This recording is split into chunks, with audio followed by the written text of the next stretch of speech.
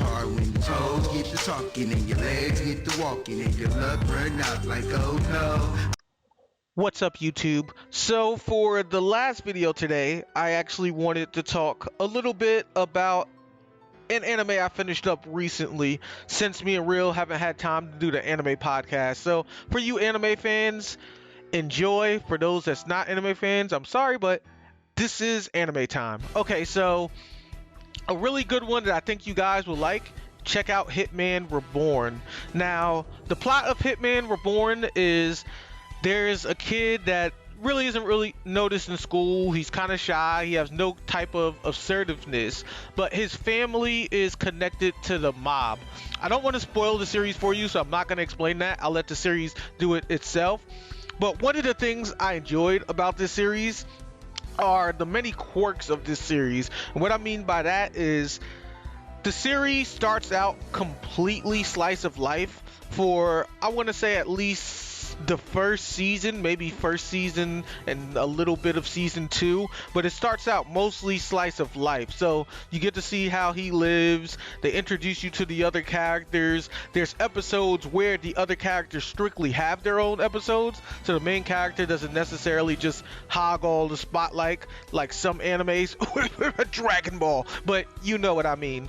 And then you get into season 2 towards like the middle or the end, and it's a pleasant surprise that they actually have fight scenes in combat, and good fight scenes at that. So this anime gives you a lot of character development for all the characters. They get their own episodes, their own time to shine, and relevance or importance doesn't necessarily have to do with combat in this series. There's other characters that do other things that aren't combat related, and they're just as important, so it makes it really good. Oh, and did I mention that the music is amazing? Like, almost every soundtrack to this anime is good, and it will get you pumped, and it fits the themes of what's going on perfectly. Now, for those of you that's watching this video, two of the songs I actually picked that you'll hear in the background in this video are from that anime. So if you enjoy the samples of the music you hear in this video, definitely check the anime out.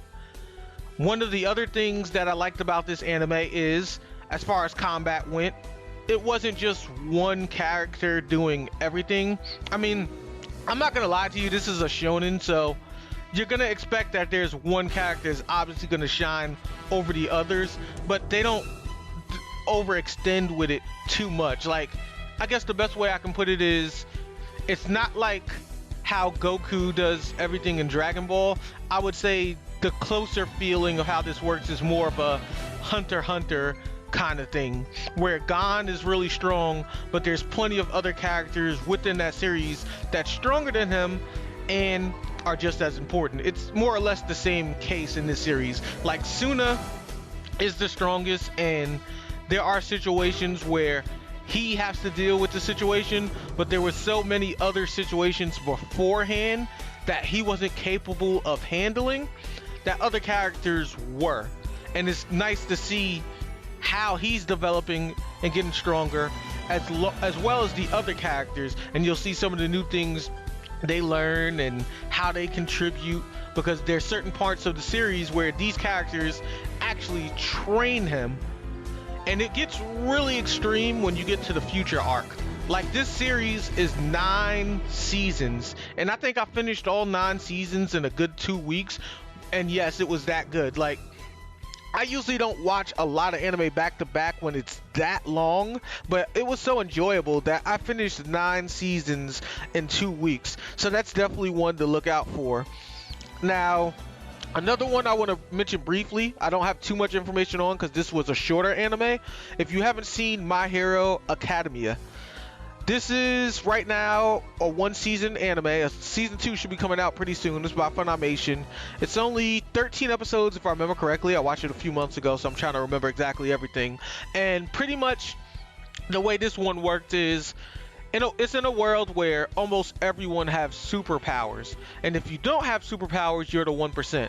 So this poor kid wanted to have powers like all his friends because they all had powers, and he goes to school and pretty much everyone bullies him because they have superpowers and he don't, which is complete bull. Anyhow, he has faith in getting powers eventually. He wants to do right by people, and even though he didn't have powers, he still tried to save people, even ones with powers that were complete pricks to him without any power. And one of the main heroes of that series, I don't remember his name because like I said, I watched this a few months ago, but one of the main heroes of that series actually saw that and granted this kid his powers. So throughout most of season 1, once he gets these powers, he's training to prepare his body for it, because the power one for all that gives the ability to the character, you have to have your body prepared for it, or it'll be so much power that it rips your body in half. And they spend a lot of time training and preparing him to be able to use the powers more efficiently. So definitely check out My Hero Academia. Anyway, that's all I have for anime talk for today.